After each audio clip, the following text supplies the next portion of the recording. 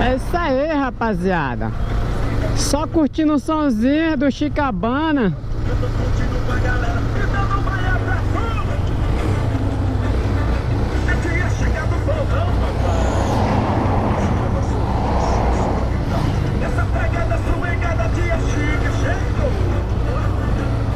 É, parceiro, isso aqui é Teixeira de Freitas.